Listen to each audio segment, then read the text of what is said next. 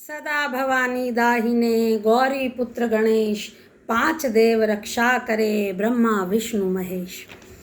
नमस्कार, मैं वर्षा धादीच एक बार फिर उपस्थित हूँ श्रीमद् भगवत गीता के अध्याय 13 को लेकर, जिसे क्षेत्रज्ञ विभाग योग नाम से भी जाना जाता है।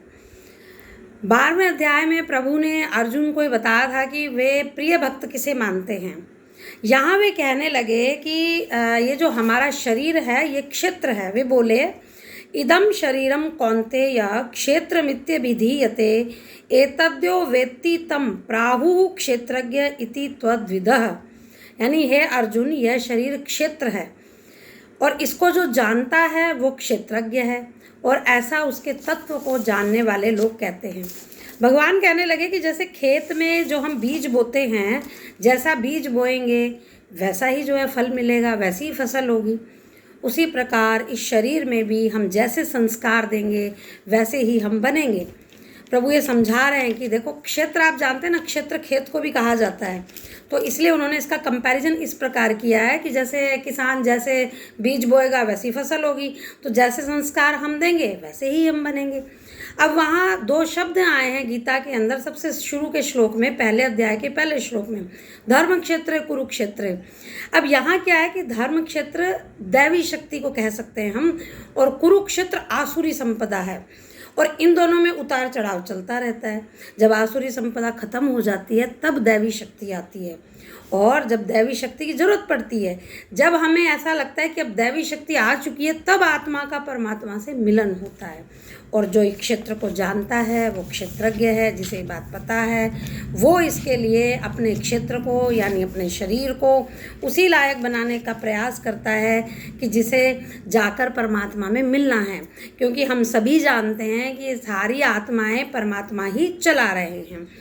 तो प्रभु ने बताया कि ये जो हमारा शरीर है ना, कई विकारों से बना है, ये क्षेत्र कई विकारों से बना है। अच्छा, एक तो ये 5 महाभूतों से बना है, आकाश वायु जल अग्नि पृथ्वी।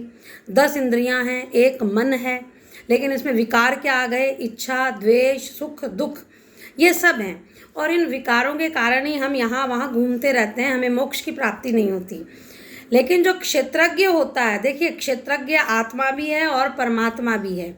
हमारे अंदर जो आत्मा है वो परमात्मा का ही रूप है, और परमात्मा जो है वो उन्हीं में से, क्योंकि सब कुछ निकला है। जैसे सूर्य है, सूर्य के अंदर से जो किरणें निकलती हैं वो कभी ख़त्म होती हैं क्या? इसी प्रकार जो परमात्मा है उनके अंदर से इतनी सारी आत्माएं निकली हैं। तो ये आत्मा और परमात्मा दोनों को उन्होंने क्षेत्रज्ञ बताया और हमारे शरीर को क्षेत्र बताया। उन्होंने कहा कि इसे क्षेत्रज्ञ के लक्षण क्या हैं? मान अपमान ना होना, घमंडी ना होना, मन से भी हिंसक ना होना, भोगों में आसक्ति का अभाव होना, अहम का अभाव होना, जन्म मृत्यु का विचार ना करना, पुत्र स्त्री धन गृह इन सब में आसक्ति ना रखना।